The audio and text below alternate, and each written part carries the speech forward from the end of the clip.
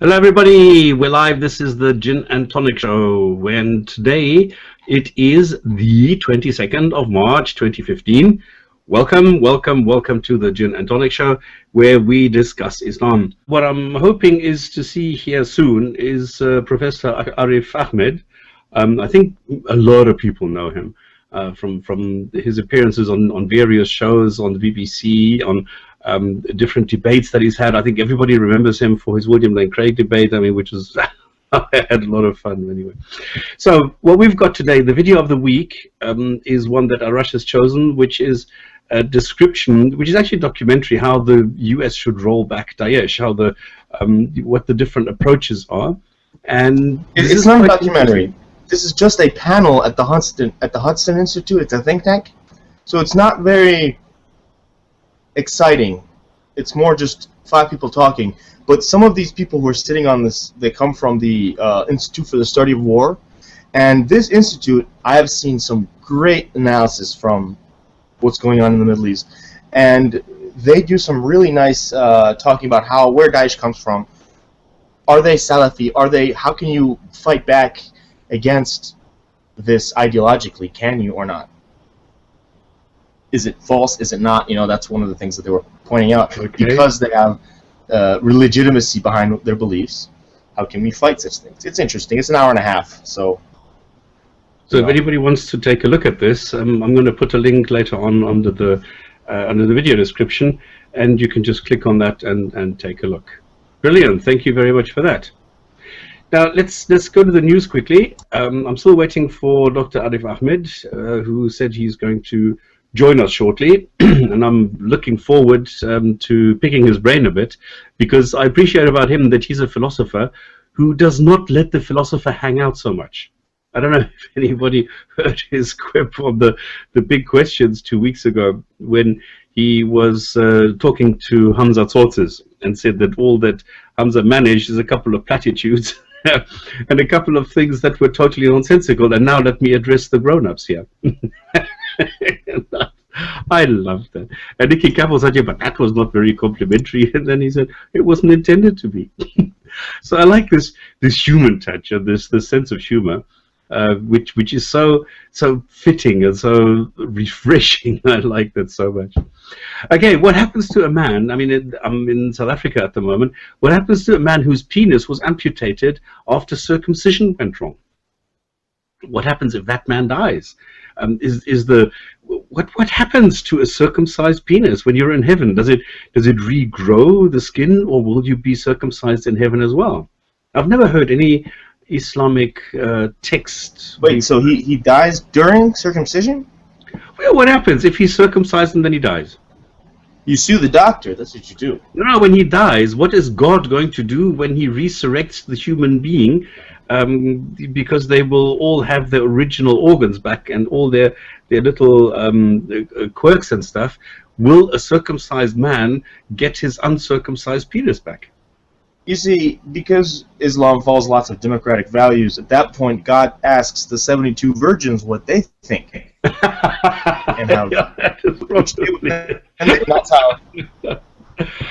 There we go. Welcome. Can you hear me? Yes. Oh. Oh, I get Dr. Arif Ahmed, thank you very much for joining us, and thank you. I'm so happy this has worked. I don't know if you've heard about this, but Google has been fidgeting and fiddling and doing, and they destroyed the Hangout feature, and a lot of Hangouts are not working currently, so I'm very happy that we are not plagued by this like we were last week. No, it all seems to be working fine, thanks. Brilliant. Well, thank you very much for joining us. Thank you, it's a pleasure to be here. I don't even know where to start. I thought, okay, let me just collect a couple of facts to introduce you, because like a polite host, I should do these things. And it ended up like 50 pages, and I thought, no, I need to cull this a bit, because there's so many things that you have done. There are so many things that you have tackled, and I've been, it's like talking to an old friend, because I've seen you with various debates everybody enjoys, and I think everybody remembers the William Lane Craig debate and things like that. So having watched you so many times on the various stages in various debates, having read some of your articles and things like that, it's like I know you so well. So it's quite strange actually seeing you here now, so this is wonderful. Good. So you are from Cambridge Uni, from university. You're a faculty of philosophy lecturer, Yes. and you're an incredibly busy person. You're also an ex-Muslim, traveled like crazy. You studied in Oxford, I mean, just to mention a name, and you've done debates against, I think, anybody with a name and with a brain. Well, And that's a lot of people there's as well. one person that I would like to point out, which, no, I'm not going to make these quips. Because you debated Hamza Tzortzis, and I'd love to hear your thoughts on this, because the only account of this I have is by Hamza Tzortzis himself. And I've asked you a couple of questions on this because he made the most astonishing claims, and I was wondering what you would say. So you do a lot of philosophy in religion. You do philosophy on apologists, and these are things I'd love to hear from you, because I was just telling people 2 weeks ago when you were on the big questions how you were talking to Hamza, and then you decided to address the grown-ups. And Nikki Campbell said that was not very complimentary. You just said, well, it was not intended to be. So I love your sense of humor. I love the way that you are very human in your ways. Okay. And now you've done this, and this is something that I like very much, and maybe you can talk us through this a little bit. Dicing with death, the analysis of this hide and seek, and then what you call the causal decision theory, the evidential decision theory. Maybe you can introduce us and tell us a little bit about what the differences are about causation and decision, because we are faced with this on a like almost daily basis when we are talking to Islam. Okay, good. So there's a lot in there. There's a point about Hamza, and I'm grateful for the opportunity to say a bit about that debate. And then there was the question about causal decision theory, and I'm happy to talk about that as well. So maybe I should just start saying a bit about Hamza, yeah? Absolutely, yeah. Yeah. Well, who approached him? Do you want to start at the beginning? Like, who approached whom? Why did you actually agree to do this? Yeah, it was a colleague of mine who had been approached about it, who wasn't able to do it, but who mentioned me, and so Cardiff University got in touch with me, and I was happy to agree to do it. And I think I should probably say a little bit about why I was willing to take part in this. One reason is that I'm always interested in taking part in debates. I find it very interesting because it forces me to engage with the arguments in some detail. And I always like hearing new arguments, and I always like talking to people who are intelligent or who are capable of carrying off arguments. So that was a sort of selfish reason for doing so. The second reason was that there are things that Hamza in particular has said, I mean, arguments that he's given, that seem to me to be refutable on more straightforward grounds than those that were often being offered by some of his opponents. So it was good to have an opportunity to attack some of his arguments in a very straightforward and simple way that I thought deserved some publicity. Though in the event, he didn't discuss the argument that he uses, I think, the most often, which is his version of the Kalam cosmological argument. And then the third reason was again to do with Hamza specifically, and it was more political, if you like.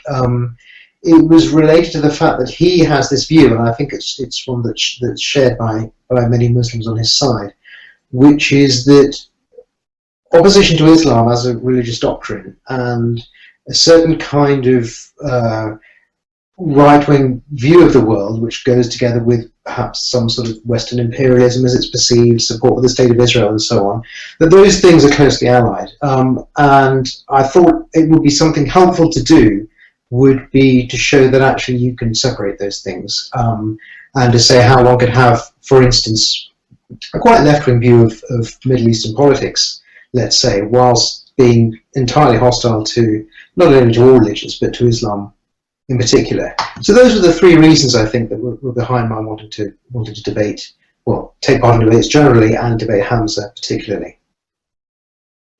Okay, so did you watch some of his previous debates? Because he always uses the Quran argument, where he always says, "Oh, this is obviously of divine origins, and there is no two ways about that." Yeah, that's right. I saw debates where I can't remember one where he didn't. Actually, you're right.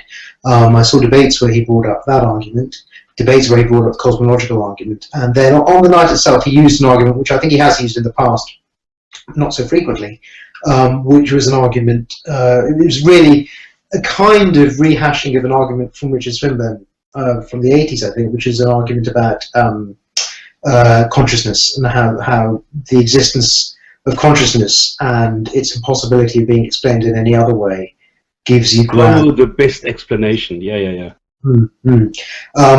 So those were arguments that he used on that occasion. The second and third of the ones that I just mentioned were ones that came up in his initial presentation.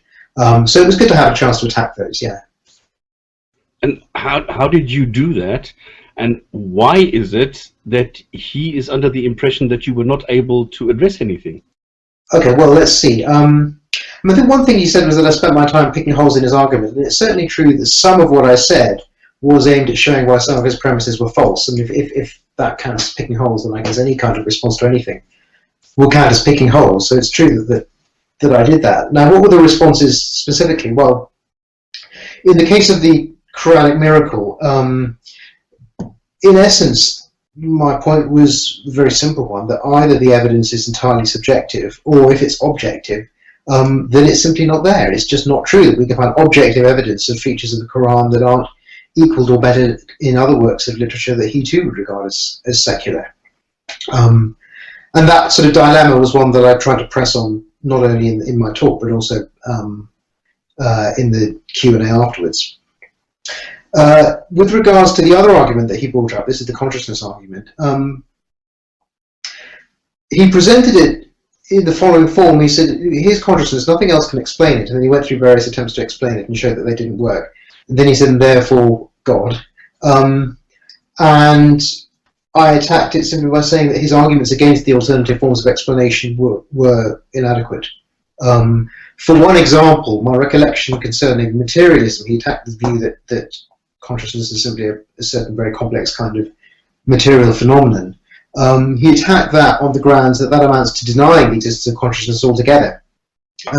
But consciousness is an indisputable fact of our experience, so you couldn't possibly deny it. But that argument's a non sequitur, because there's a difference between reducing one thing to another thing and eliminating the first thing. Those are two quite separate positions in philosophy. And you could certainly believe that consciousness exists and that it's directly present to all of us, whilst still thinking that we should identify it with physical states of the brain. I myself am not wholly committed to that view, but I do have some sympathy with it. But that wasn't relevant for the argument. All that was relevant was that he hadn't refuted it, so that premise of his argument was false. He did make one third argument, which was, well, I wasn't really sure whether it was an argument, but there were some comments towards the end of his talk where he discussed the idea that we should be grateful to God, and I think the argument was we should be grateful to God, therefore God exists, which is valid. I mean, it may be a valid argument, but it's obviously question begging in the sense that nobody would believe the first premise unless they already believed the conclusion. So it wasn't really worth my spending very much time picking holes, as he would say, in that argument. So that was roughly the shape of the things that he said, and then what I said in response. Okay, now, if looking back, apart from the Quran argument, obviously, what would you say is the difference in approach between Christians and Muslims? I mean, this must be very similar to what you've heard from others. Yeah, it was similar. Somebody actually wrote to me not too long before the debate saying that I've actually debated this person before because he is William Lane Craig in another form. And it was true that the style of his argumentation was similar to William Lane Craig's, and the content of at least some of the arguments that he brought up was similar, though in other cases they weren't. So, for instance, the consciousness argument could have been and has been used by Christians. Obviously, the Quranic argument could not have been so used. And then the final sequence of words could also have come out of the mouth of a Christian, I suppose. So in that sense, both in terms of content, and he resembled arguments that were available to Christians, and in terms of style, he resembled William Lane Craig. One thing I would say, which is a difference between him and Craig, was that in my experience, Craig is very good at maintaining a fairly solid flow of argument all the way through the debate, whereas my sense with Hamza was that things sort of fell apart from time to time as the debate went on. So he wasn't quite so resilient under being pushed as Craig has been in my experience. Okay, because I've seen that he's like all over the show at times. Well, actually, I made a video and I took William Lane Craig and I took Hamza Tzortzis explaining the same argument at some stage, and I put them on top of each other. And they were identical in what they were saying, how they were saying it, and what was quite funny, this was uncanny, how they were how Hamza was copying even the gestures and the slight quip, a little joke at the end, identical down to the last joke and the gesture. Is that right? Well, it doesn't surprise me in a way. I mean, I think he's obviously smart in a way. I mean, he's able to present something that looks like an argument, but I don't think he's got quite the resilience and flexibility of someone like Craig. And as you said, he tends to go a little bit all over the place after a while. But yeah.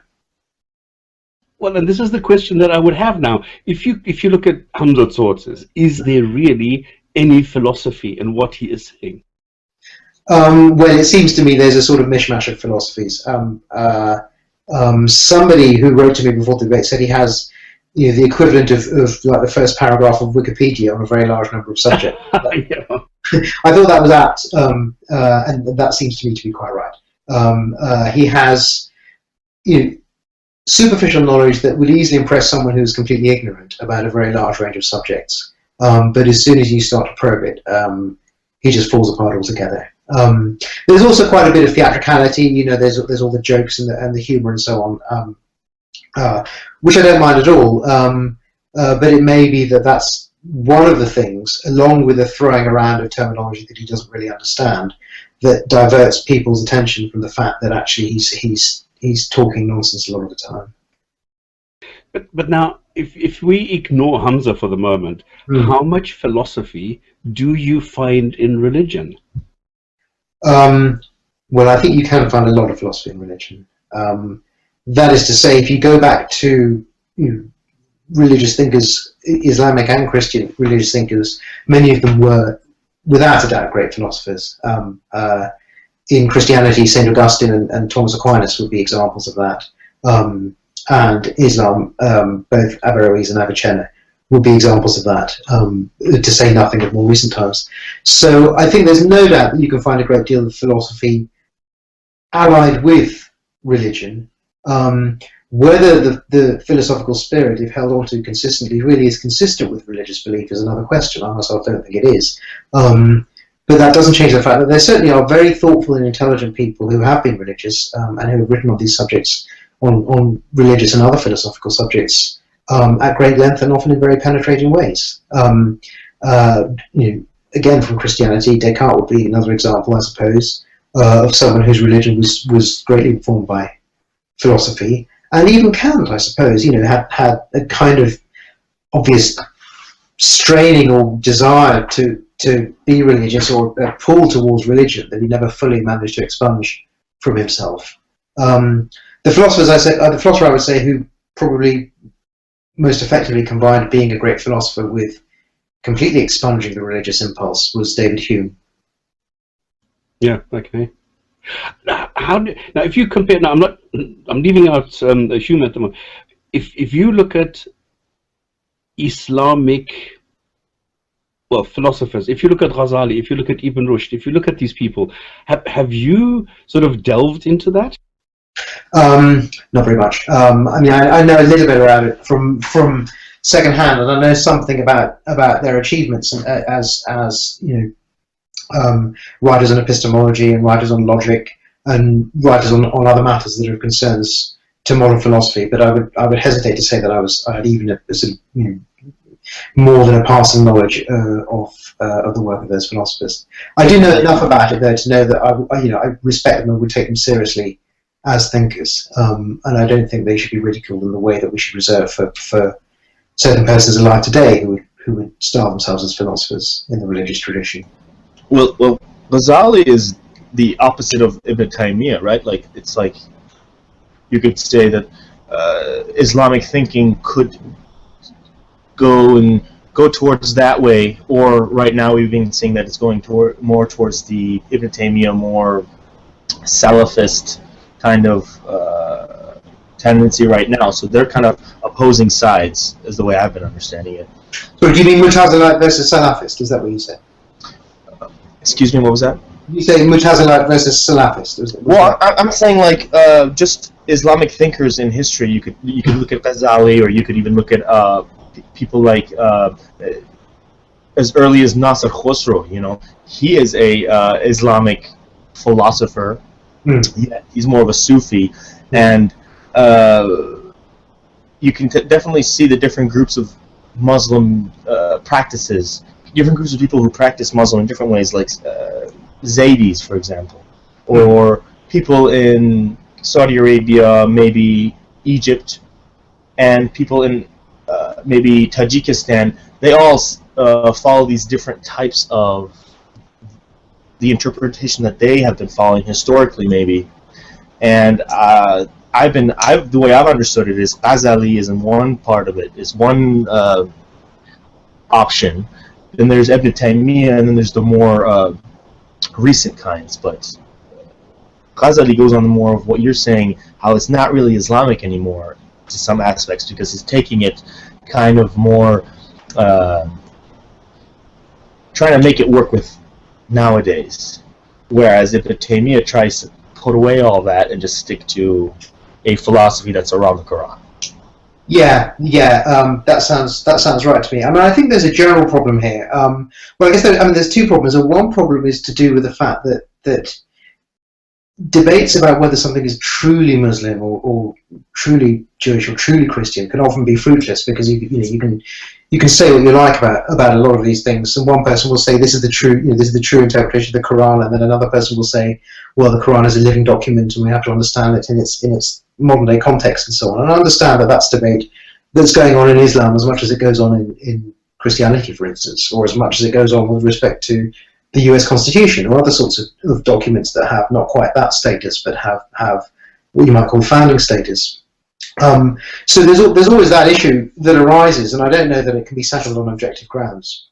The second issue is that I suppose with Islam, and maybe this is a problem that goes back all the way to the time of Muhammad's death, that there isn't a canonical authority that lays down doctrine in the way that you might find, I don't know, with the Catholic Church or something like that. So Islam is much more, if you like, academically freewheeling than Christianity, or than certain types of Christianity, I guess, so that anyone can set themselves up as a scholar of Islam and issue decrees and so on in the way that you don't find in Christianity. And so the religion becomes in a way much more fragmented, and it means that it's much more true to say of Islam, I would say, than of Christianity, that it is more or less anything you want it to be. And if you look at today, do you see an equivalent for, let's say, Plantinga in Islam? Do I see an equivalent for Plantinga in Islam? Not that I know of, and maybe there are such persons, but not that I know of. It depends on what respect you mean an equivalent. Yeah, go on. I see him as the leading, well, you can't really say authority, but I see that he has a lot of influence in the world, or in the philosophical way of looking at Christianity today, that he is the only one who is still bringing out new ideas in the philosophical realm of Christianity, where normally you just see a regurgitation of the old stuff, and I see him as somebody who is still bringing out stuff. This is what I find quite impressive, even though I think it's total nonsense, of course, but he's still trying, and this is what I don't see in the Islamic world. I see. Well, I don't know of anyone in the Islamic world quite like him, but what sort of things do you think are new ideas that Plantinga's been responsible for, that are genuinely new, rather than just messing around with definitions?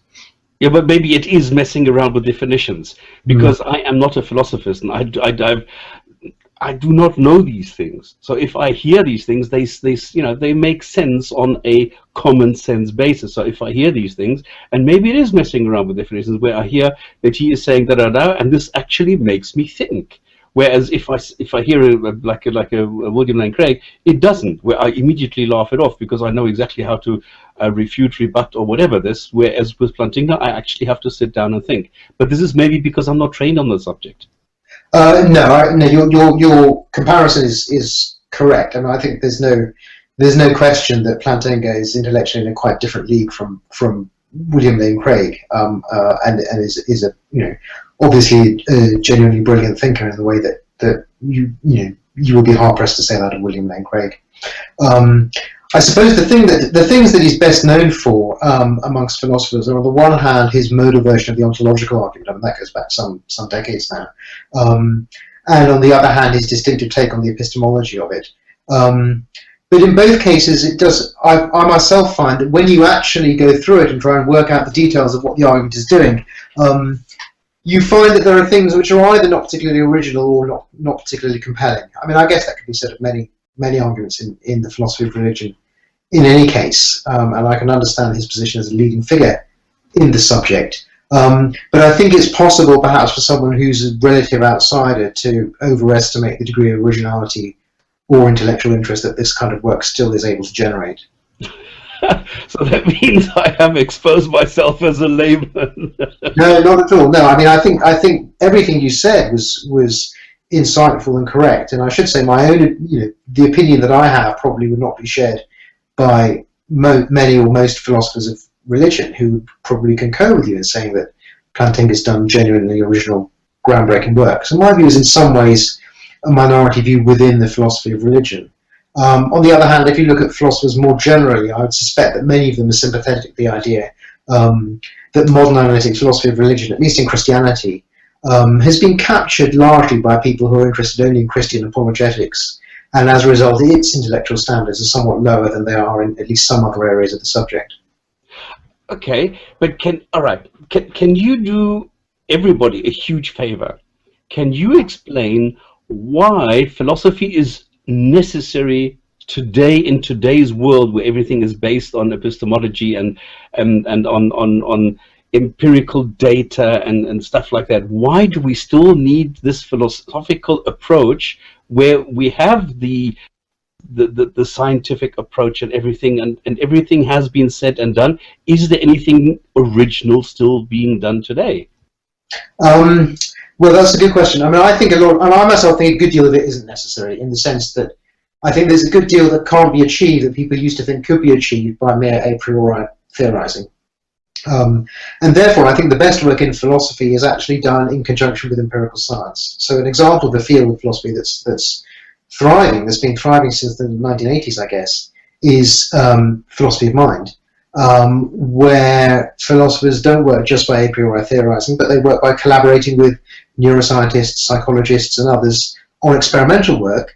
And what they do is not only help set up and run the experiments, but also think about what interesting philosophical conclusions can be drawn from the experiments.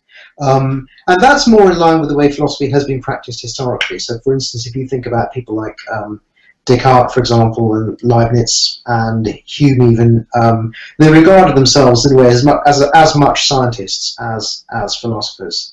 And I think we should distinguish philosophy not by its methods, but by the questions which it addresses. So there are still interesting questions concerning what is consciousness, what is the mind, how does the mind work, how do we learn things, is there such a thing as right and wrong, or do we just make it all up? That seems to be an important question. Is democracy the best form of government that there is? These are all philosophical questions to which we don't yet know the answers.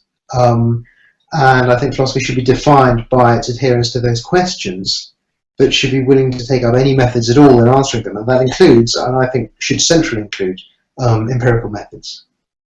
Okay, but now, if we look at this hard problem of consciousness, do you think there's ever going to be an answer? Yes, I can perfectly well imagine that there will be an answer. Maybe not in my lifetime, perhaps not even in your lifetime, but I expect that there will be an answer in a few hundred years' time. I see no reason in principle why there shouldn't be an answer. Okay, that's good. All right. you know, as I said, I have some sympathy with some sort of, you know, materialistic or physicalistic approach to these things. But I would say that what people sometimes say about consciousness is similar to what people used to say about life before Crick and Watson. That is to say that life was just some additional primitive feature of the universe that animated physical objects, and the basis of it could never be understood. We now know that that's false, and it was an empirical discovery that that's false. I can easily imagine that such a thing will happen with consciousness at some point in the near or perhaps distant future. But isn't that just an elevation from materialist to naturalist? You can be, I suppose, a naturalist without being a materialist. That's what I think I am. Yeah, I mean, being a naturalist, I mean, naturalism itself is a contested term. The way I understand naturalism is more or less, I suppose, something like the way Hume understood it, which is the view that human beings are supposed to be explained in more or less the same ways and on the same principles as we apply to understanding non-human things. Yep. You might just think that means animals. So you might think we're animals, and our behaviour, language, for instance, is ultimately to be explained the same way as we explain animal behaviour. Or you might think it's not just that we're animals, it's also that we're physical. So you can explain all aspects of the human world in ultimately physical terms. And those are what you might call two different grades of naturalism. But as I understand it, the animating thought behind naturalism is that there's nothing special about us. We're just you know, parts of the universe, and we work in more or less the same way, or through complications of more or less the same rules as govern the rest of the universe. Exactly. Yeah, that's the way I see it. I mean, without being materialist, for instance. Exactly, because I do take concepts on like you know, mathematics or numbers or irrational numbers or things like that, and I do think, okay, I'm not quite sure about how to qualify logics or where to place logics, whether logics is only a consciousness function or whether it's an empirical function. I never know where to quite. Or do you have an easy solution? Well, I have a view, but I mean, A, it's not a view that many people share, and B, it's not straightforward to sort of say what the justification is. But okay, then what's your view on logics? Where does it belong? I would say my own view is more or less the view that that was held by both Quine and Mill, which is that mathematics, for instance, is an empirical science and is empirically justified by appeal to experience, and Quine, this is the American philosopher W.V. Quine, who flourished in the mid-20th century. He also held the same of logic, so he thought that logic itself is something that's empirically justified. So he had a completely thoroughgoing empiricism, but I would add that he wasn't a materialist in the sense of thinking that everything is a material object. He believed in what we call abstract objects, and he thought that was the best explanation of what numbers are, for instance. So you can combine those views and still be an empiricist if you are as sophisticated about it as Quine was, and I find his view probably the most congenial. And I think you have just demonstrated why philosophy is still necessary, because it's exactly to talk about these kind of questions and understand them. Well, these are very difficult questions, and I don't think it's necessary for everyone. I think there are some people who can perfectly, properly and happily get through life without caring about these things, but there are some people who care and who want to know the answers. And I'm very glad that such people exist. Yeah, and now if we go back to because we started talking about this, about the Kalam and cosmology and all these different arguments, a lot of this talk is about causes. And one thing that I found interesting, when you say the run-of-the-mill impression is, if you play hide and seek, you should play with somebody who does not know where you're going to hide, and you're saying no, it's actually quite the other way around. And I agree with you, and I'd love you to explain this to people. I see. Okay. Well, that particular paper, in a way, requires a certain kind of context. But I'll just briefly say a bit about the context. There is a way of thinking about. There are two sort of ways of thinking about how we ought to make decisions, and one way of, in a very abstract classification, and on one side of that classification is the view that we should make decisions based on their powers to affect our welfare, so that what they can cause and what they can't cause. And the second view is the view that we should make decisions based on whether they're signs of something good, regardless of whether or not they cause the thing that's good. So to give you an example, a well-known example from the literature concerns smoking. So supposing it were true, this is in fact false, but supposing it were true that the statistical correlation between smoking and cancer didn't arise because smoking caused cancer, but because there was a gene that on the one hand predisposed people to be addicted to nicotine, and on the other hand, and through an independent route, caused people to get this disease. Now, if that was so, there would still be a statistical correlation between the behavior and the condition. But nobody would think that just because the behavior is a sign of the condition, it's what brings about the condition. And in that situation, you might think that there's a payoff to smoking. You know, you might as well smoke because it's not going to make any difference to whether you've got the condition. That's one view. The alternative view is that if we're careful about it, we can actually dispense with the notion of causality altogether and just think that actually we should only do things that are signs of other things that we want, regardless of whether or not they bring about those things. Well, I myself am attracted to that second view, though in the case of the smoking example, I think it needs to be complicated a bit. And part of the reason I'm attracted to that second view goes back to the empiricism we discussed earlier, because I think properly empirical view of the universe has no place for causation. Causality doesn't appear in fundamental physics. There's no causality in the Schrödinger equation, and I think physics tells us what there is. So I don't think there's any causality. Now, all of that's by way of background. Let me give you an example of how it makes a difference to people's actual decisions. There's quite a bit of evidence that in elections, when people vote in large elections, for instance, they vote. One of the motivations behind their voting is that voting for this or that candidate is a good sign that other people like you will come out and vote for that candidate as well. Nobody's under any illusions that it brings about that result, but nevertheless, people do vote in large elections, and this is part of the thinking behind it. So that would be an example where people are concerned to make decisions on the basis of evidence rather than on the basis of causality. And it was to the dispute between those two views, I guess, which makes this difference in stephology, that the paper was intended to be a contribution. Okay, all right.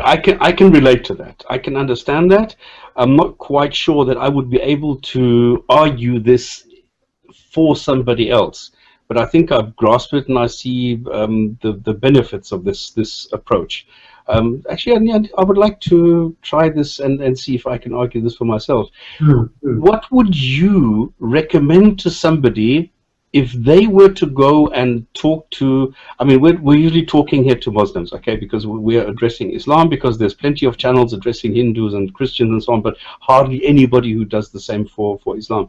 So if we want to help people addressing Muslims, what advice would you give them if you, for example, were told, all right, yeah, because there's a cause and the cause of the universe and blah, blah, blah. How would you tell people, or what advice would you give them how they can argue against this? Yeah, well, I mean, the connection that you just drawn to my attention is interesting, because I hadn't thought of it in that way at all. And that is to say, the connection between my own sort of skepticism about the very notion of causality and the Kalam argument. But there is a connection. But I will have to think about that a bit further, so I'll set that aside for the moment. The way I would argue against that, and perhaps it seems to be the most straightforward and simple way, is simply to deny the assumption that there can be an infinite backward chain of causes. Now, Hamza, for instance, and other people have said similar things, have justified this premise on the grounds that if there was an infinite backwards chain of causes, the thing could never have got started. Yeah, which also is circular. Yeah, I mean, but that seems to me to be false on the purely logical grounds that of course, an infinite backward chain of causes could have got started, because if each cause took half the time of the one that followed it, then the whole thing, you would have had an infinite number of events taking place in a finite time. So there need be no difficulty at all in supposing that there could be an infinite backward chain of causes, any more than there's any logical difficulty in thinking that there's an infinite forward chain of causes. Yeah, and I also found that what he does, he says, well, then if the what did he say? If the universe were to rely on that, then it would never get started. But the thing that he's introducing here is the fact that the universe might not have started if this had happened, but we do have the universe, which means he's actually demonstrated his own argument ad absurdum. Because he says, well, if there's no God, then we can't have a universe. But we have a universe, that means there's no God. So I can turn this around on it. Well, no, that's the converse of the thing. I mean, it's true. If there's no God, then there's no universe. It doesn't follow that there's a universe, therefore there's no God. If there's no God, then there's no universe. That conditional, I think, is wrong. But in itself, it doesn't refute. I don't think that refutes his position. I think you just have to argue against the truth of that conditional. Okay. It does seem to me to be false for the reasons that you stated. I mean, another way to see it would just be to think in terms of Newton's mechanics. Even Newton's mechanics allows for an infinite chain of backwards. Yeah, I don't have a problem with that either. I don't know why he thinks this is such a instant death argument. I have no idea why he does that. Yeah, so this argument, the Kalam argument, has been around for a long time. And its continued appeal, in a way, somewhat baffles me. So in a way, my answer to your question might not be a very good one, because it may be that there's some sort of deep-rooted psychological attraction that people feel towards it that couldn't just be dislodged by means of argument. Perhaps the best way to combat religion, is in the end not just by argument, but through emotional appeals of one sort or another. But that's a different question. Okay. What would you, if you were still a Muslim, what would your philosophical approach be to convince others that you were right? If I was a Muslim, that's an interesting question. Well, I suppose it would depend on why I was a Muslim in the first place. So this is how I would convert other people to the religion. Is that the question? Correct. If you were in Hamza's shoes, you would be a professional Muslim, because I mean this is his job, all right? He doesn't sell washing machines; he sells Islam. How would you sell Islam on a philosophical basis? I think probably I would try to give argument. I think the best argument that there is, I mean, I don't think the argument works, but the best argument that there is for broadly religious conclusions is some version of the argument from design. So the argument, the teleological argument, that the world seems to be designed for life, and that situation could not have arisen had there not been some intelligent design in the background. That might have I find that such a weak argument. Well, I mean, none of the arguments work, so in a way, it's a hard choice. Okay. But I think some of the straightforward objections to that argument are not successful. For instance, there's the reply, which is the so-called anthropic principle, which says, well, look, we're here, so it shouldn't be surprising that the universe has conditions which are such as to support life. Well, that's perfectly true that we're here, but now think about the following analogy. I mean, imagine that you were facing a firing squad, with, say, 1,000 soldiers or 1 million soldiers all pointing a gun at you, each one pointing a gun at you. And each gun had a chance of 1 in 20 of jamming on this occasion. And the rule is that if any of them shoot you, then you'll die. But if all of their guns jam at once, then you'll survive. So now imagine that you face the firing squad, all the guns do jam, and you survive. It would be a very natural and I think correct response to say, well, that's extremely unlikely that I'm here. Something must have happened to bring it about that I'm here. And it wouldn't be any good to reply to that by using this anthropic principle that, well, that you are here, so of course something happened to bring it about that you're here, and you shouldn't find it very surprising. That seems to me to be a weak response in this case, and it seems to me also to be a weak response in the case of the teleological argument, or at least the version that involves cosmic fine-tuning, not the version that Darwinian evolution would have refuted. So that's one reason why I think the argument is a little bit stronger than people present it as being. And I still think it's a total failure, but I think that it doesn't fail for that reason. Okay, my approach in this is different, that I say there is no design because we fluctuate, the Earth fluctuates by 5 million kilometers in its orbit around the sun. We have asteroids, we have meteors, we have all sorts of stuff floating around which are killing each other. We have suns exploding. We have all sorts of things going wrong in the universe. And then on top of everything, I use the poker game as my personal model, where I say at the end of the evening, somebody who's played like 60 games of poker and won all of them to be the winner of the poker tournament, the last card sequence of cards that he got, the winning deck, is only one view out of 60. And if I now calculate in reverse all the options that he might have had on instead of the one that he actually got, I'm then using huge numbers, which is what apologists love so much. At the same time, I'm showing that it's very, very natural that these things happen just like that.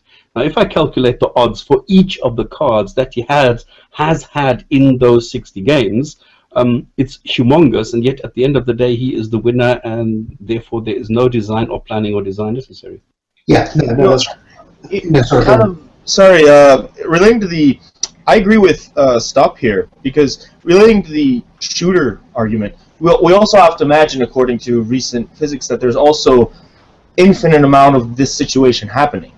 So this situation is happening many times, so probably 99% of them kill the person, but that 1%. So you know what I'm saying? So we have to look at it like Stop is looking at it, as when you look at it from the other way, it looks impossible. But yeah. Okay, so, I think there's a couple of things about that. I mean, one thing is that, and I think the multiverse hypothesis, if that's what you have in mind, is a very extravagant, or some versions of it, because there's so many versions. Yeah, you see, I mean, I think that's a very extravagant hypothesis. I wouldn't want to rely on that, arguing against something like this. On the other hand, I do think something similar to what you said would work against the Kalam argument, because there certainly are models of the universe where it oscillates, so that time does go on backwards forever. There's no a priori reason why time shouldn't go on backwards forever. So it would refute that argument, but in connection with this argument, I wouldn't want to rely on the existence of a multiverse in order to make the argument work. I mean, I think the reason the argument works is simply that nobody has ever given any justification for thinking that it was unlikely that this thing couldn't have arisen by chance. That all depends on a prior distribution of probabilities over the possible values the physical constants should take. And there's never been any reason to think that there's a uniform distribution on the way that we measure those things.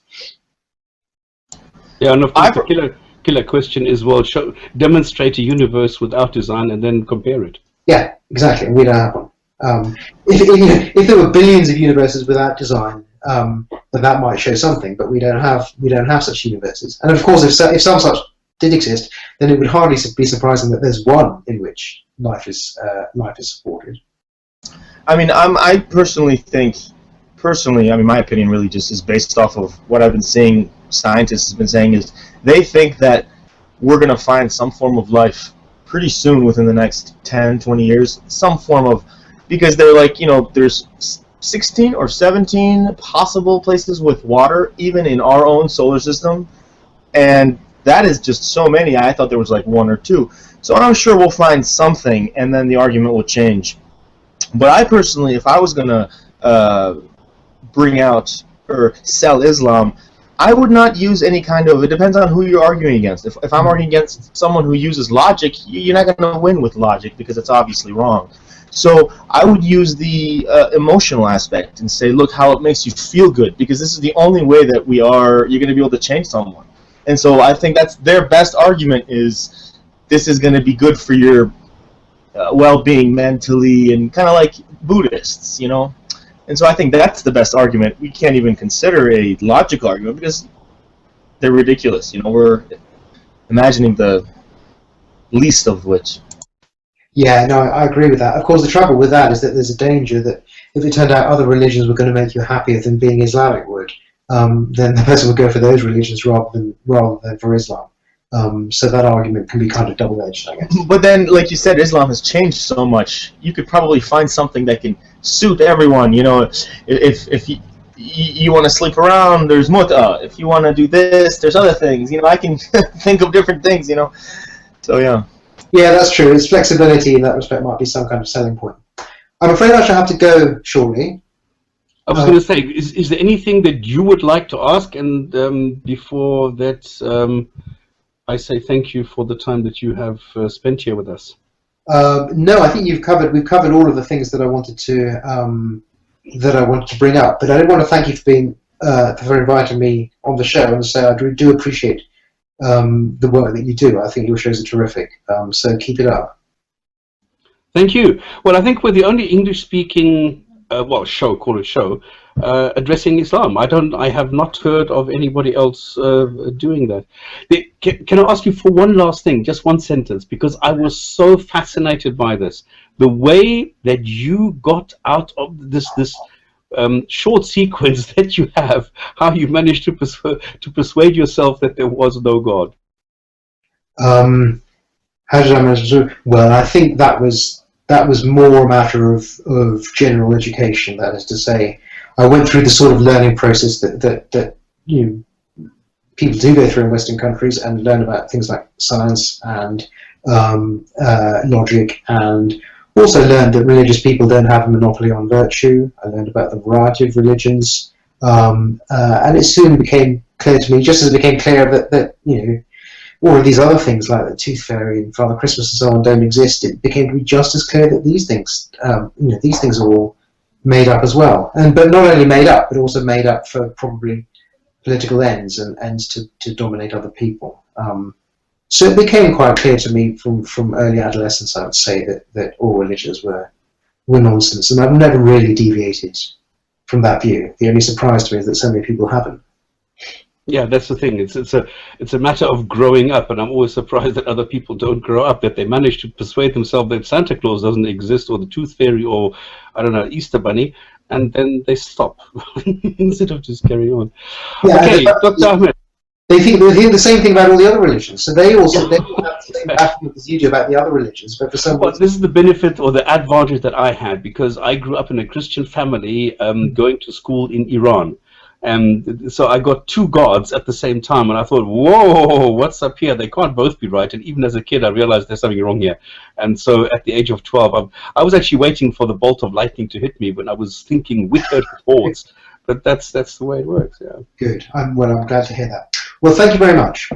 No, Dr. Ahmed, thank you very much for your time. Thank you for spending time here and explaining this. This was incredibly insightful. And it was brilliant to have you here personally. Thank you very much for your time. Yeah, thank you. Thanks. Good talking to you. Bye-bye. Bye-bye. Bye. Okay. That was brilliant. That was nice. That was a good hour. The thing is, I'm sort of wavering. Do we really need philosophy? Is what role does philosophy still play in today's environment?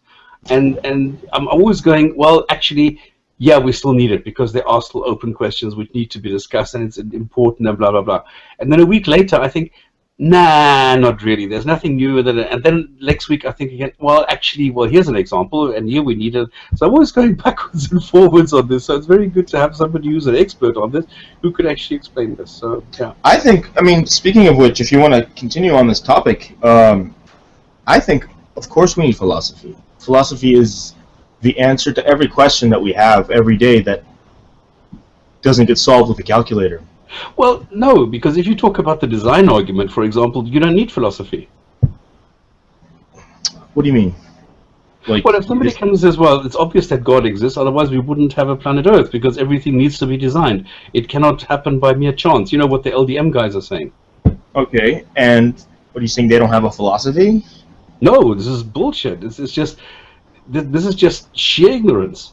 I can take a calculator, and I can tell you that if we take the Big Bang and we go from there, we take the hot state, and then it cools down, and then we have photons, and then we gradually go into the atoms, where we have the subatomic particles are forming into sort of bonds, and then you get the first molecules, and then you get the first condensation, and then blah blah blah, and You can just argue it bit by bit by bit, and So you no show philosophy how all fits this there? random process will eventually result in having stars and eventually having a planet Earth. So Right, but so you're saying there's no need for philosophy in that? there's no need for philosophy in that. Yeah, but the thing is, philosophy is not for rocks. You know, it's for Exactly, that's what I'm it's for saying. No, thinking that's people. exactly what I'm saying. So if you take the design argument, you don't need philosophy. Yeah, you know, I personally think that philosophy is what religion should be, and what it is failing to be. You know, Exactly. Okay, here, perfectly, 100% d'accord. This I'm not going to contest. Absolutely.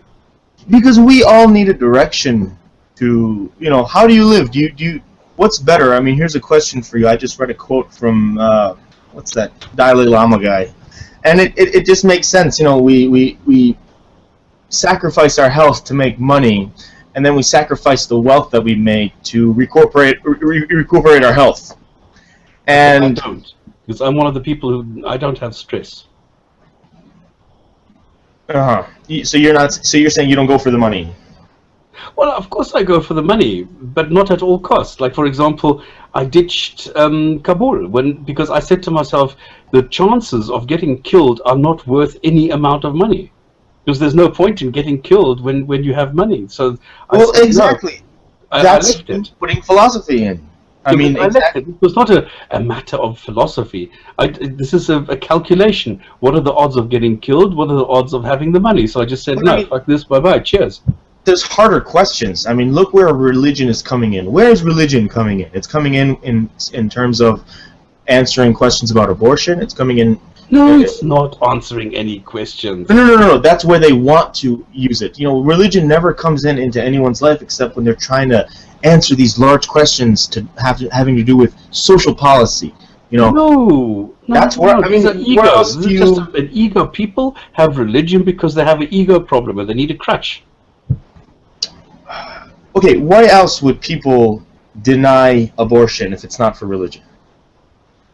I don't know, because they see it as a baby, because they have an emotional attachment to this. Right, and so that's their philosophy. Do you know what? Do you No, see what they I'm see saying? it as no.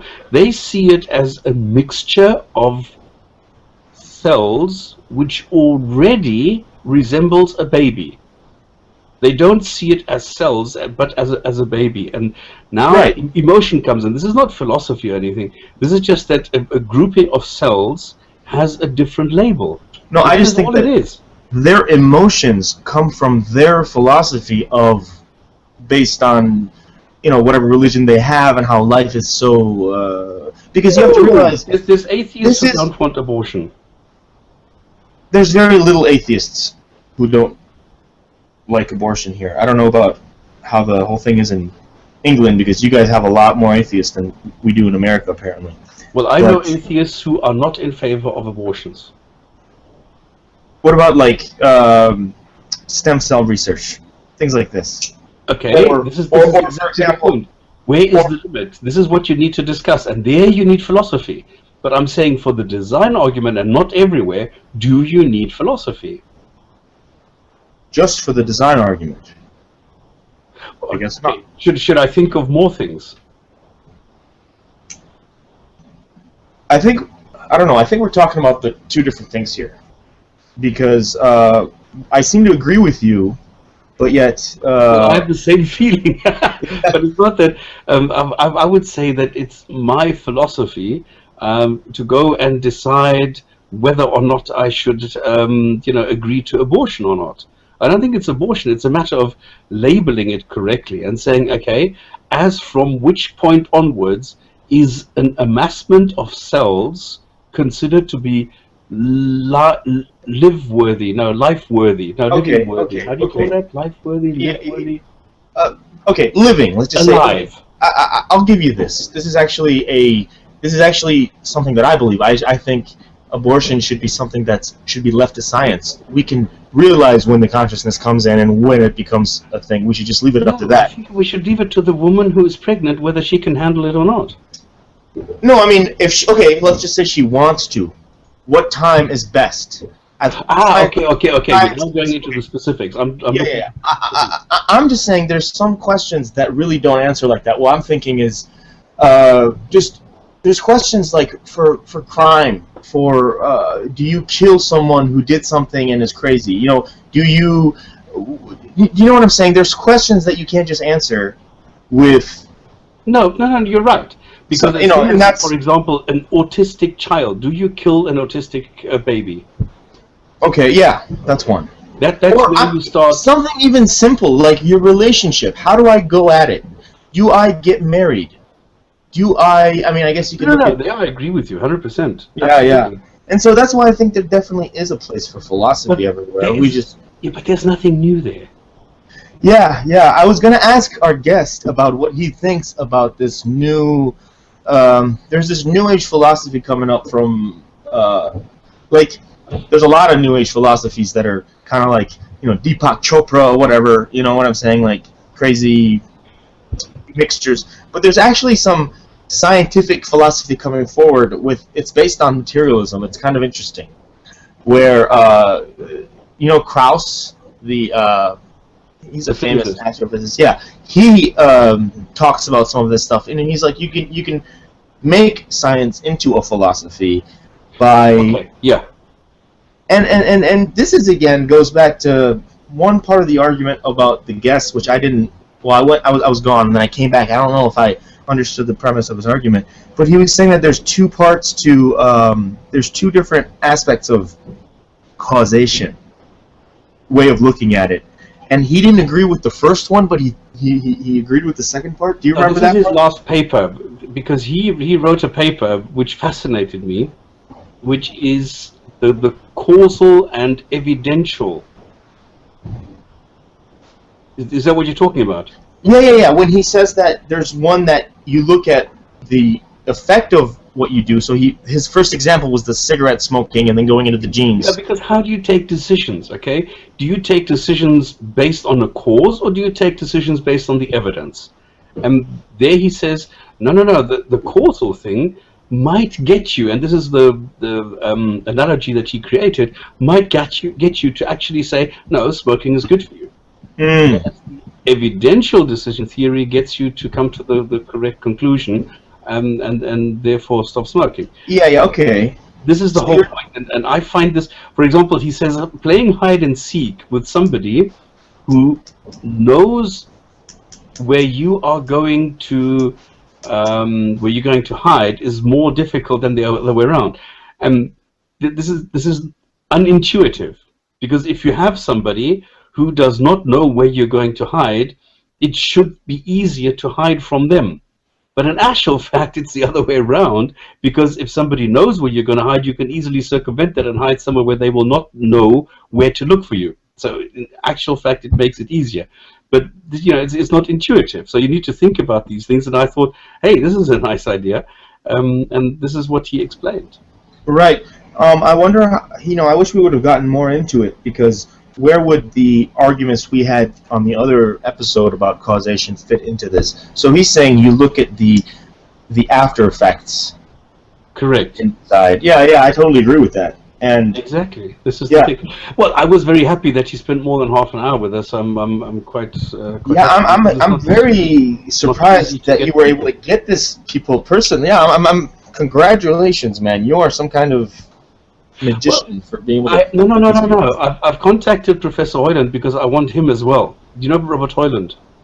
Tom Holland? Is that what you're talking about? He's the guy who does all the research on Islam, and he is the current leading whatever on Islam.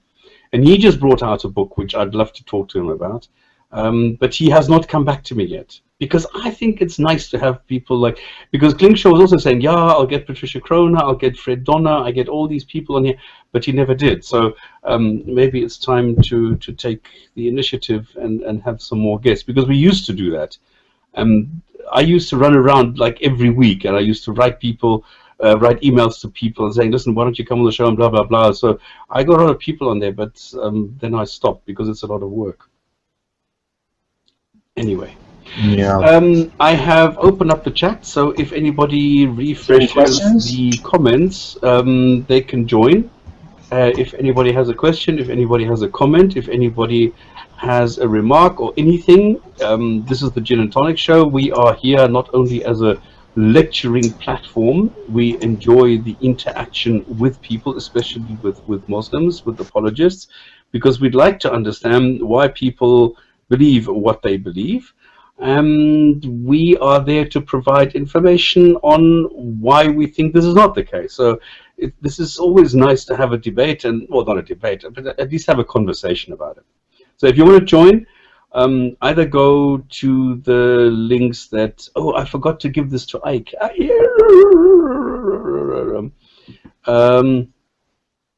Okay, here's the link to Ike, because Ike is somebody who watches and who then provides links to our Hangout, where if you want, because it's a lot quicker, because normally what you'd have to do is you'd have to go to YouTube, you have to go to the Gin and Tonic Show, you have to click on the channel, you have to click on About, and then in About you have to click on Live, and only then do you see the comments. And only then do you see the actual link where you can join us.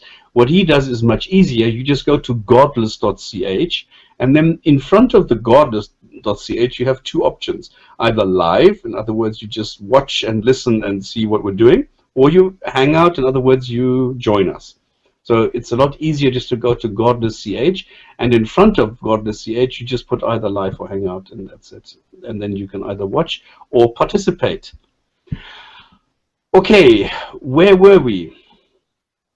You were explaining the okay. I think can I just bring up something I thought that was very interesting from what the guest said? Okay, yeah, sure. Excuse me. He came up with a part which I've been kind of coming to. It's always made sense to me, but I don't see it in a way, is how diverse Islam is. But I've been coming to this, and maybe we could talk about it right now. Compared to, let's say, Christianity or... Oh no, Christianity has 33 or so 36,000 different areas of Christianity. Right. But they're all, you know, how they have a name and they're all ordered.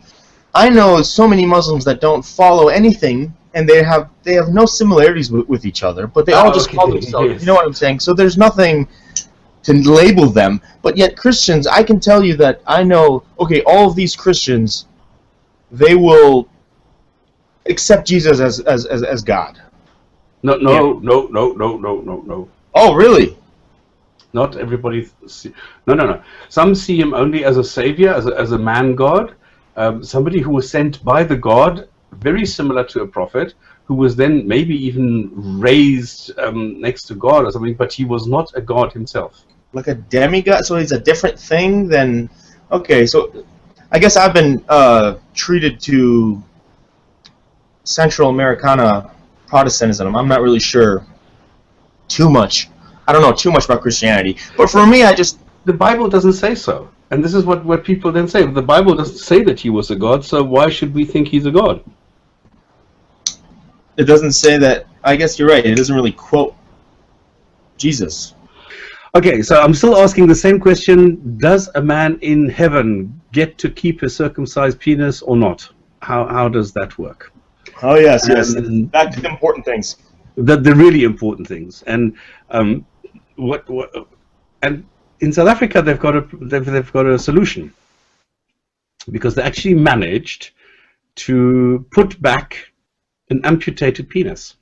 So somebody had a circumcision, it went wrong, they had to cut it off, otherwise he would have died.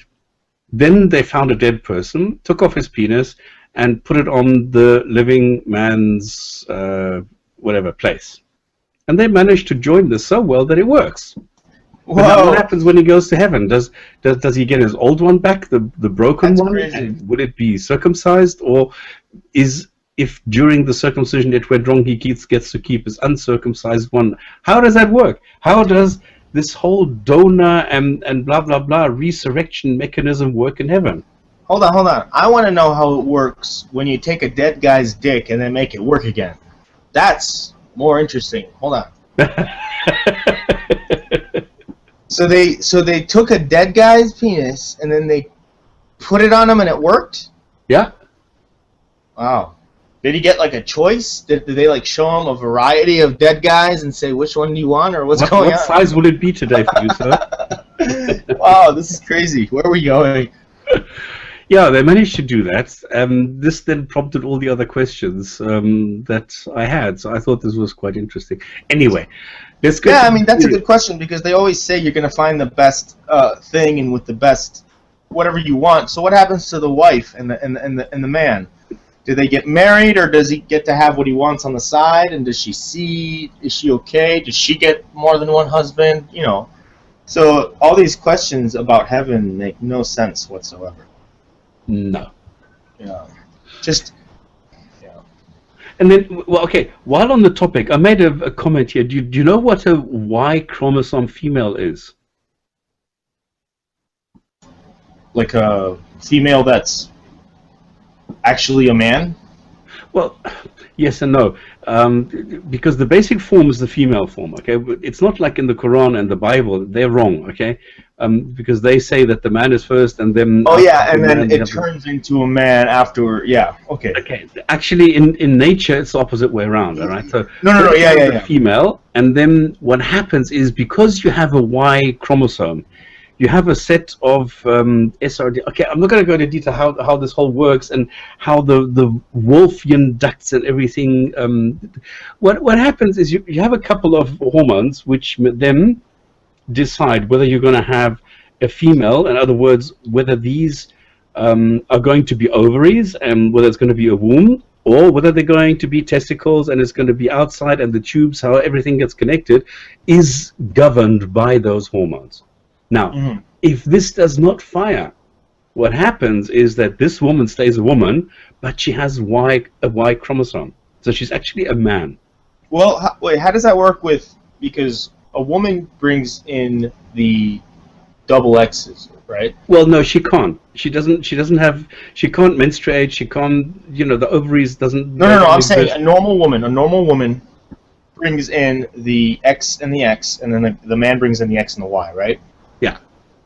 And so this is a woman that has a Y in it from the dad's side? Yep. But the outside shape and everything, she remains a woman. Yeah. Okay. So what happens to her in heaven?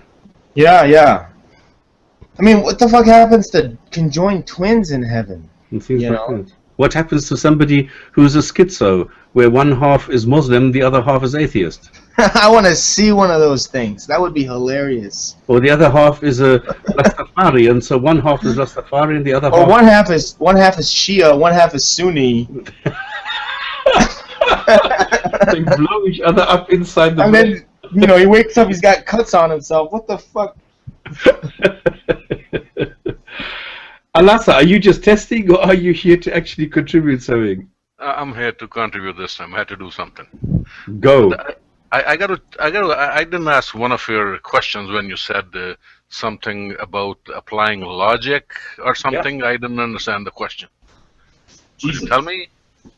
He's still posting. Well, what is logics? Is logics dependent on consciousness, or is logics dependent on empirical sequences? Well, I don't think it's either way. I mean, for example, two lines that run parallel, would they ever meet? It's a logical question. Well, it's also an empirical one. Well, yeah, but the answer lies no. It's an obvious answer, no. Why is it obvious? I don't think you can ever produce evidence to prove. Well, of course you can. How can if the distance from infinity minus 1 does not change, how should that change between infinity minus 1 and infinity? Well, that's why I said it's neither. Okay, this is exactly why I asked, because I'm not quite sure where logics belong. Do they belong into conceptual thinking, or is this something that you can measure every single time? And this is why I asked if there is a preconceived solution, or if this is individual. Well, the logical answers are always obvious. Well, not really. Well, then but the logic means different things to different people also. Does it or no? Can you have something No, never. It's always objective. If I think that if you have a case where it's always the same and no one can disagree, it sounds like something like math or... That's logical, yeah. That would be logic. Now, reason can mean different to different people. So is rationale. But not logic. It's always the same. So I guess logic would be... Stop arsing around, Jeremy. What? He's playing around with the buttons. Okay. Yeah. Where were we? Anyway, but we should bring it back to I think what's been going on around the world. Don't you think? Some news. No, well, now we've got Jeremy here. Now we need to talk to him. Come on. He says I'm not here to talk, but I can't see comments without joining the hangout. Unless he wants to talk, in which case, talk on. He doesn't want to talk and he can't see comments. There's no comments. What Oh, you guys are so funny. Okay, are we going to continue now with logics, or are we going to continue with the news? I think we should, I don't know, whatever you think, but I was just saying there's so much going on around that maybe we should mention, you know? Okay, what I'd like to mention is that we have more courageous Muslim jihadists who continue their attacks on the heavily fortified and dangerous targets like hotels and offices and cafes. And now what they did is they attacked tourists at a museum in Tunis. You know, all these hyper dangerous situations. And they, I mean, what the fuck? They indiscriminately shoot at unarmed civilians and then quickly run away. What is that? Why would anybody go and shoot tourists in Tunis? What is it going to cause? I mean, it's only going to lower the esteem that people already have of violent Muslims. Well, that has a specific geopolitical reason why they did that. It was very smart, actually. But it goes against their view about, you know, we only kill people who have been attacking us, because all they killed was, like, Spanish people and some, you know, only one Tunisian was killed. Yeah, but why go into Tunis? Because, well, first of all, it's because Tunis right now is the only one which has a secular, quote unquote, kind of democracy going on, working with an Islamic stabilizing. Well, yeah, exactly. They don't want it to stabilize. You have to realize the #1 country that sends fighters to the Middle East for jihad is Tunisia. Then it's Saudi Arabia, and Tunisia's #1 income comes from tourism. That's the #1 income. That's the whole life and blood of Tunisia. And if they stop tourism, just 2 more bombs, and I promise no one will go to Tunisia anymore. Yeah, but this is stupid. And that'll completely throw the government off. Jeremy, I don't understand. The old chat box, I mean, the old way of commenting is still available on YouTube. Because he says, I want that old chat box on YouTube. It's still there. Yeah. So I don't know why. I don't quite understand this. I have a problem accessing it, but I seem to be the only one who can't, you know, like refresh the view, and that is it. But otherwise, then hang on. There's a message now. This webpage is not available. The webpage YouTube.com Gin and Tonic Show might be temporarily down, or it might have moved permanently to a new web address. Oh, you guys are so funny. I'm telling you, there is a online jihad waged against us. Yeah. This is so funny. Yes. Oh goodness. Anyway, so I don't quite understand. Is this only about terrorism? Is that all they want to do? Is that just the aim and the goal now to go into global terrorism? Terrorism is only a tool, though. You know, you have to realize they're very smart in how they do it. They use terrorism as a tool. I don't even. I was listening to a. I can't even remember the name, but it was some guy in one of these talks that I sent you. He says you can't even say ISIS is a terrorist anymore because a terrorist doesn't have land. These guys have land, but they use terrorism as a tool. So we have to treat them as... You can't just say they're terrorists, because that makes them as a lesser of a threat, I think, than if you say they're... No, I think they are terrorists because this is... I mean, they use terrorism. Happening. A terrorist is somebody who attacks people who have nothing to do with him to get some result which has nothing to do with the people that he killed. I mean, you could argue that with so many things, you know. Some guy's terrorist is another guy's... Freedom fighter, yeah. Yeah. Okay, anyway, but yeah. What is happening is that how can you go inside a mosque and then blow yourself up... In Yemen, are you saying? The one in Yemen? In Yemen, and then when the people go outside and the ambulances arrive, the helpers and fire brigade and everybody, then they blow up the car they parked outside, blowing up everybody else. Yeah. I mean, how... no, I cannot fathom this. How much of a you cannot be human to think out something like this. Well, it was claimed by the Islamic State again. I don't want to. But how? I mean, I don't want to go back into what their ideology is because we went into it the whole 2 seasons ago or 2. Yes, but how can anybody be so callous? How can anybody be so brutal, so sadistic? But then how can people in, you know, the same thing happened in China during the Cultural Revolution. Do you know how many people they killed? You know, people are animals, man. People are... I've lost all hope after seeing so many things to their own people. This is ridiculous. No, but when I see this, when I read this, I cannot believe this.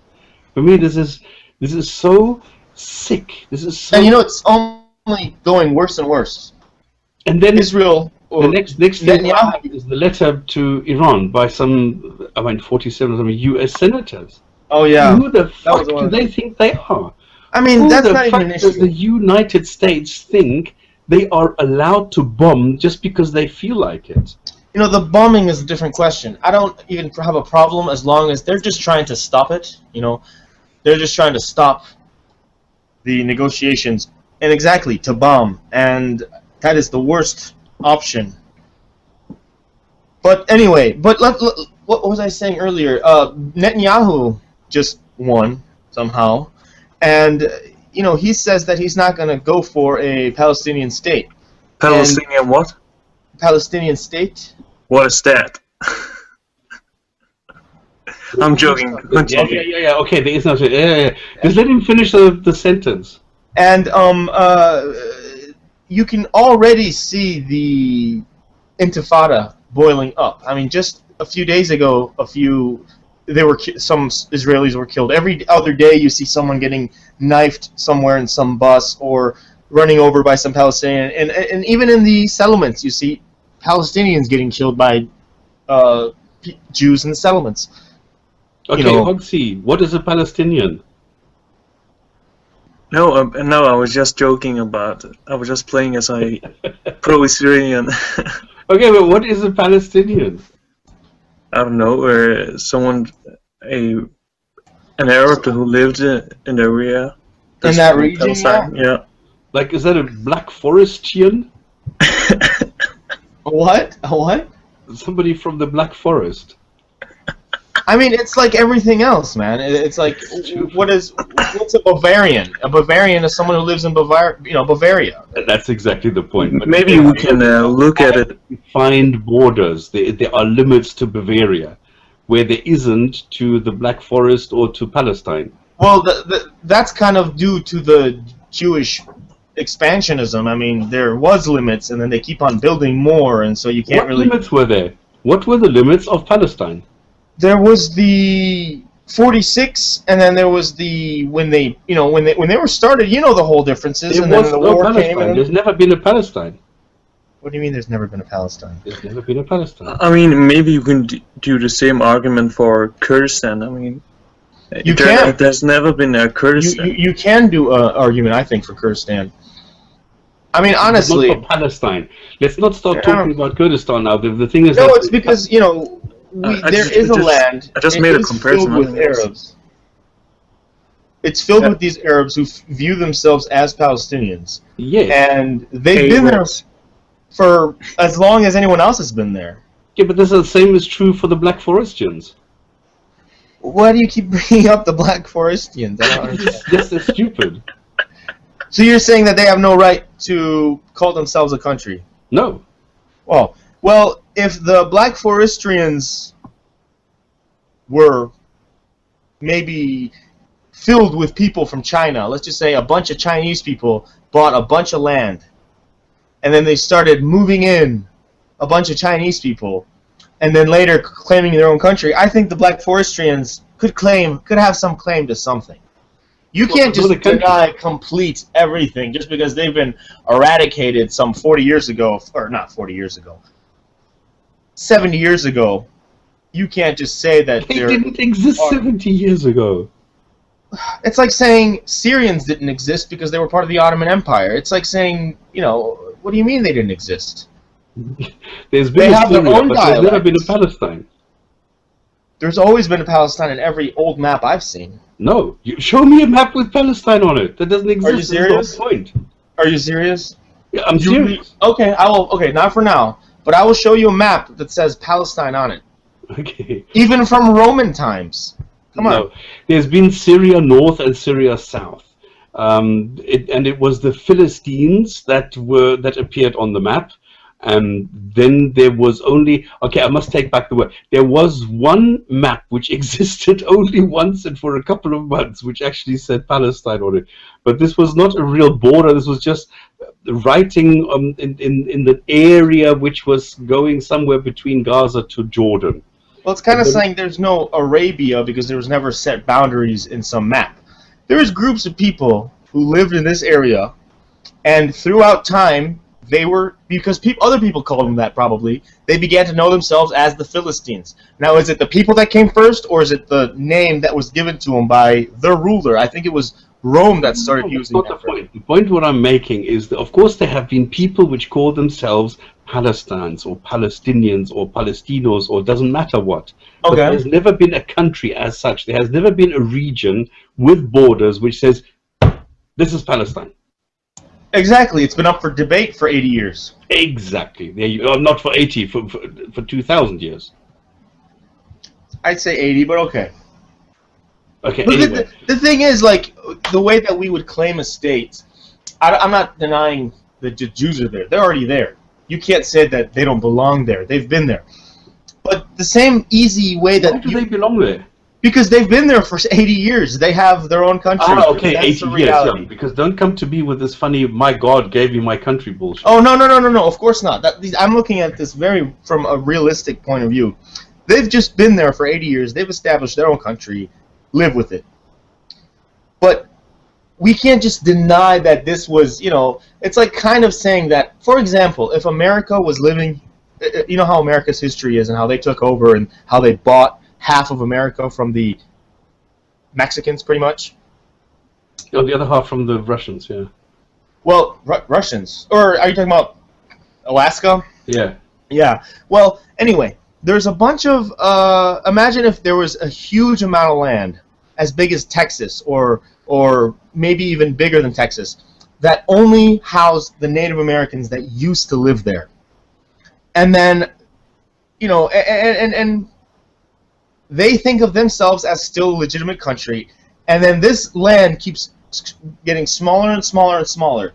Some of them have moved into the mainland America, but they still consider themselves as Native American. You can deny that a Native American state ever existed or exists right now, but if there's something as big as, for example, Texas, with its own laws, I'm talking about the West Bank and Gaza, You can't deny that there is a Palestinian. So what is this? So how do they get all these people into this huge amount of land and put walls around them? Where do they come from? Of course there's a Palestine, or there was a Palestine.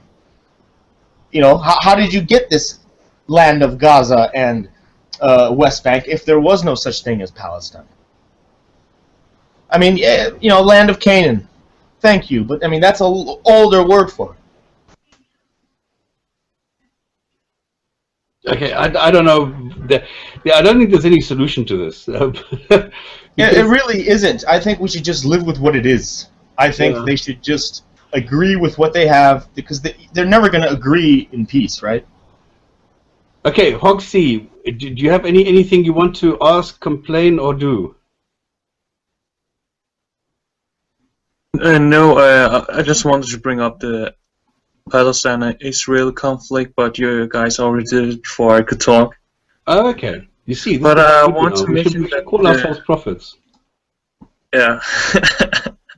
Alasa, have you finally found the topic that you wanted to address? But I want to mention that the Israeli lobby does have an effect on American policy. It does not? It does. Oh, okay. Oh, it has a lot of effect. I was just going to say, excuse me. Because like Chris Christie, he in one of his speech mentioned about he used the word occupied areas, but the next day he had to make an apology for using that word and saying that it was not in his intent. Yeah. It's funny. And but also, he spoke with some from the Israeli. I don't know what kind of lobby it was, but yeah. Oh, there's no denying that AIPAC is the most powerful, arguably the most powerful lobby in America, which isn't doing the best for American foreign policy, I might add. A lot of things that Israel really wants to happen aren't the best for America, for example. Isn't there also an evangelicals that support Israel? Oh yeah, a huge evangelical branch. Like, I would say that more evangelical Christians support Israel than Jews in America, because most of the Jews are liberal, so they don't even support a bunch of these. Yeah, but let's not forget though, because a lot of people always think that the biggest issue in the Middle East is the Arab-Palestinian issue or the Palestinian-Israeli issue. That is totally not. That has nothing to do with most of what's going on right now, and so. That's a part that we should mention. It is big. It could have, you know, people ask, why does Iran care about Palestinians so much? We have a chant in Iran that says, no Palestine, no Gaza, no Lebanon, just Iran. People don't care about Palestine. You know, they don't care about anything that the government is doing right now. But why are they doing it then? It's all for geopolitical purposes. So people use this Palestinian-Israeli conflict for their own benefit in the Middle East, but it really has no stem. What's going on in Syria really has nothing to do with what's going on between Israel and Palestine. Do you know what I'm saying? So yeah, I do. Because a lot of times people start defending the Israeli-Palestinian issue very one-sidedly because people blame that on everything. No, let's look at that separately, but let's look at it fairly. You know, that's what I'm saying. Yeah, I'm not for one side or other. I don't really care about one another. I'm just looking at a neutral standpoint. Okay, Alasa, are you back? Yeah, just a couple of things. Last week on a forum, there was a study which showed that if you give sugar to a premature baby, it helps their brain develop faster. And all of a sudden, they posted the Sunnah of the Prophet, where he used to chew dates and shove it under the two cheeks of the baby. And I made a comment that bad idea. You know, we've got germs can cause death, or the baby can choke. So I was censored out of there. But you see these kind of news developing in the social media every time there's a study published. Wow. They'll find something to do with Islam. Yeah. Yeah, it's amazing. I mean, it seems to me that the level of apologetics is going down and is getting worse and worse and worse. Yeah. My favorite apologetic is the sperm drinker. That is Is what? My favorite apologetic is the daddy sperm drinker. Oh, this frog. Yeah, was it Dawah Man? Dawah Man, exactly. What a doers. I mean, that Bam, bam! It's a Dawah time. Yeah. Wait, what? So well. Please explain. Please explain what? And don't forget Hadith. I'll just go out and listen now. No. I'm doing my job. Come on. I mean, it's been quite a lot of things happening all at the same time, and suddenly I can't even access the comments anymore. But I have remembered that, and I have done the hadith of the day of the week. I'll go out and listen. So, yes. I'm not going to give you the satisfaction, Allah Sakur, that you can say nah. Nope. No way, not for me. Anyway, actually, I shouldn't open my big mouth because the next time I will forget it and then what. What were you talking? Do you want to know who Dawah Man is, or what the reference is to sperm? No. Yeah, I thought that this little story that he said, I didn't hear very well. But I'm looking at the comments right now to see if there's any new comments, maybe questions. Okay, but do you know now who this is and what he did? Not in this instant. I know who Dawah Man is now. Okay, but do you know that he is the idiot who said that atheists have no moral standards and they don't care about anything, and this is why they might as well drink daddy's sperm? No, I did not know that. Yes. And he did this. He made this into a long video showing how a guy creeps downstairs in the middle of the night and then opens the fridge, wants something to drink, and then there's a cup which says dad's sperm. Now he doesn't understand that sperm is only the spermatozoon, the cell, that the semen is actually the liquid, because he's really stupid. I mean, this is really the bottom of everything. And don't forget when he talked to what was his name? Krauss. Krauss, yeah. How he. That's why I call him the frog. Douchebag. Hopping around and saying, Professor Krauss, Professor Krauss, Professor Krauss, Professor Krauss, like a frog. That's why I call him the frog. Hey Krauss, drink a daddy sperm. He's so stupid, really. I mean, and the thing is that, do you know how many followers he has? And do you know that he thinks he's a ladies' man, and he gives people advice about all their relationship problems? And I actually thought he was gay, and apparently he is married. So this is quite strange. And he goes up to 14-year-old girls on the street in the UK and tells them, "You're not dressed right. You're dressed too sexy. I love your boobs, but I think you're dressed too sexy." What an idiot. Anyway, I wish there was really somebody who came up with an original idea, who had some good stuff. This is why I asked Dr. Ahmed, what kind of an apologist would he be? What would he use? Because the level that I see at the moment is really, really, it's atrocious. Yeah, respectfully. Humbly, I'm saying this. Yeah. Sorry, Pete. Sorry, Pete? Pete. Who's Pete? Rationalizer. Yeah, but that was Andalusi. What are you talking about now? No, that doesn't matter. Oh, okay. Oh, look, I've just had access to the gin and tonic page. Wow! I can click on done. So it's a matter of time, so I always get the timeout. Okay, who else wants to raise something?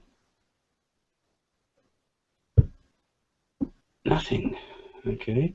Then let me go. I have a question. Can anybody tell me why Muslims are so thin-skinned? Why is it that if I say Muhammad killed people, that immediately I get a backlash, and people are trying to tell me that this is not true, even though it's everywhere nowadays.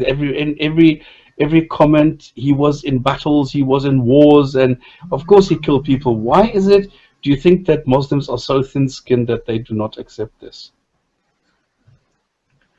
Maybe it's because they are so programmed that when they hear something that they have not been, been instituted by their parents, they will be, immediately freak out. I think it's also related to, it's a new thing for let's say, the West to take on Islam the way they've been doing it recently.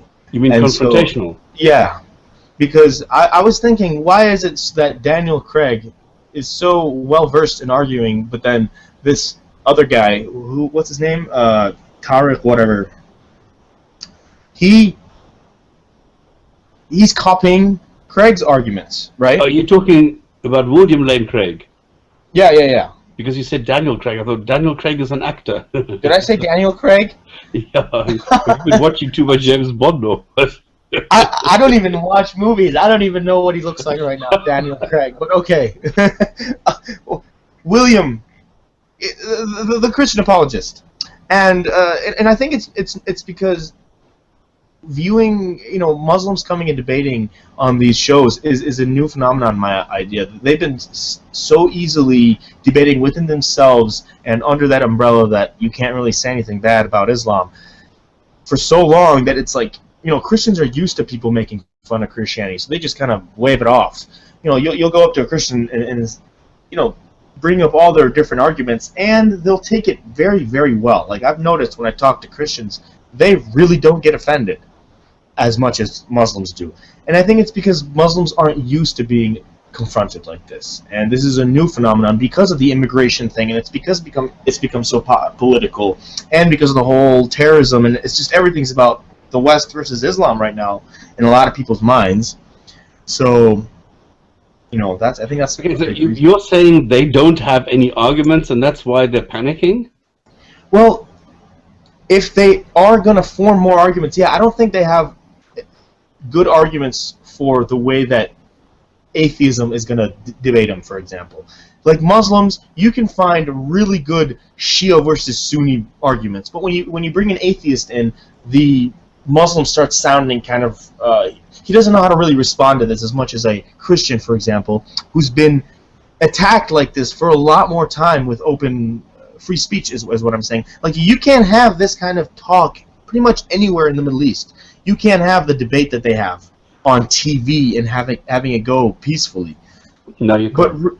But so recently they've been putting these things, and so recently we've been having quote unquote Islamic debate philosophers or whatever debating with atheists, and so I think they're getting hit with new arguments that they don't know what to say anything about, so they're getting offended.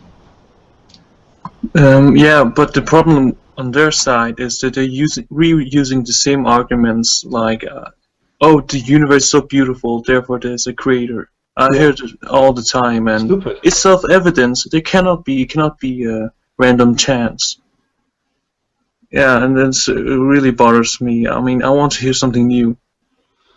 Exactly, and this is why I think, why is it that they can't come up with anything, and why is it that immediately if you say something, immediately you are banned, you are like censorship abound as is the only reaction, and as though that makes the problem go away. I don't understand this. I thought maybe somebody has an explanation, but I think what Arash said, that's probably it. Yeah. But if you look at some of these, like when I was researching the Zaydis, or not the Zaydis, the Ismailis, for like a few months ago, I realized how different they are. Like I remember if I said that their imam is alive, and their imam looks at the religion way different. So this isn't even Islam in some aspects, anything that we know of, right?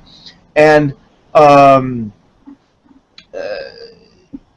you can have these kinds of people coming and making rational debate, but because we're debating with the crazy ones right now, the ones that are coming out of that very strict form of Islam, because most of the people who are debating don't debate a Sufi version, right? Yeah. And I think that if they're going to form their argument more towards that lenient Sufi version. So, for example, when a Sufi looks at what's going on with a when I say Sufi, that's such a broad term. I shouldn't even be using that word. But there are no words for these kinds of Muslims because, like we talked about earlier, they're not denominated like the Christians are. But you can find Muslims who totally disregard the stoning or totally disregard the punishment for drinking, for example. There's Muslims who think that you can drink to get intoxicated to worship Ali. Okay? There's these Ali worshippers. Okay? So, later on, what I'm trying to get at is Islamic debaters will start using these kinds of arguments also. Because Christians do not, like if you've noticed, this William Craig guy has a very modernistic view of Christianity that he's debating now. And that's what I think Islam is going to get into. But he's only using ancient old stuff like Kalam. Of course he's using ancient old stuff. That's what their religion is based off of. But his interpretation is different from what you would see a Christian's interpretation would be 100 years ago. I don't think so. You don't think so? Cool. I've not seen anything from him, no. I mean, this is why I think Plantinga, for example, is different, because he puts a new spin on it, and Craig doesn't. He just I'm just using Craig for an example. Maybe Plantinga is the example I should be using. But even Craig, because I've seen some of his debates, you don't think that he's kind of a modernized Christian? No, this is the tired old same stuff. It is, but compared to 200 years ago, I mean, I can see it's Craig. The same stuff. The only modern thing, or more modern stuff, is that he's using updated numbers. I guess I'm not. I shouldn't be really talking too much about it because I don't know too much. But does he totally disregard any kind of like homosexuality, or does he go straight by the? Is he Catholic? What is he? I have no idea. Because there are some things that when I was listening to, I thought I heard him saying that, it's changed. That was back then. This is now. We can, and I can't really think of it, but to me it seemed like it was more popularized. I've never heard him talk about homosexuality. But then I find him so terribly weak. I find him so inane, so, like so obvious. If he starts the sentence, I can finish it for him because it's so predictable. Yeah, I need to go and watch more of these debates. Like, I gotta be honest, when he brought the guests in, I had not seen any of his actual debates before this. I didn't even know who he was, so I have to go back and see all this, and then I can talk to you about some of these people. Okay. And like I said, I've been watching his stuff for like 3 or 4 years even. I mean, I guess what I'm like, there's aspects of Islam that I've noticed that are so weird and anti-Islamic. They're there's like Baha'is that don't even what they believe. I'm not versed in Baha'ism, but they're totally on a whole nother. They're kind of like the Mormon version of. Okay. That's nice. Almost, but Mormons are kind of. They're more weird. Baha'is aren't weird. They don't really take the religion seriously. And this is why I was so happy that we had somebody who was going to explain the Ahmadiyyas to us. And I can kick myself that I forgot the name, that I can't contact him and say, listen, please come back. It makes me so angry if I do things like these. Like, you just scribble it on a piece of paper and you think, I'll put it in later. And then you don't, and then the piece of paper disappears. I remember seeing a thing about how Ahmadiyyas actually, when you go deep down into it, they still can't reject a lot of these things that we go into, like, for example, stoning, or, for example, they'll argue against it, and they'll try to limit the situations where it occurs and how unlikely it is for that to happen, but they won't outright deny, okay, that's a totally bad thing, we have to throw it out. So I just remember one guy who was telling me, you can always trust Ahmadiyyas because we believe in evolution. I thought, what the fuck is wrong with you? And it turns out he wasn't. He was lying to me. He was deceiving me. Ahmadiyyas don't believe in evolution? He was just trying to score some brownie points, because in the end, it turns out that he believes in the non-speciation. In other words, he says a dog is a dog and a cat is a cat, and they will never become one another, and things like that. Like the really primitive, ignorant, uneducated view that people have. It's amazing, and I thought, why are you doing this? You are destroying the image of an entire group of people. Don't you have any sense of, like integrity or something like this? Nothing. Okay. Anyway, right on the clock. Let's leave it at that. Then Closing comments? Hoxie, will you give us your last comment and then excuse yourself? And then we'll have Jeremy do the same. Just give your last some comment and then say cheers. And then I'll do the Hadith of the week and then we'll say bye. Hoxie, come on. He's not even here. He's not even listening. Well, all right. Maybe you want to just let him go. Jeremy. Jeremy. Finally, he talks at the end. How's it going, man? Yeah, not bad, thanks. I love last word. listening to some of William Lane Craig's debates because he's like I find he approaches it a bit like a lawyer almost, trying to argue a very specific point. Yes. Well, it's important to realize that what we're not trying to prove here is that the Christian God is true. We're just trying to prove that some kind of objective morality must exist, and therefore some kind of higher power.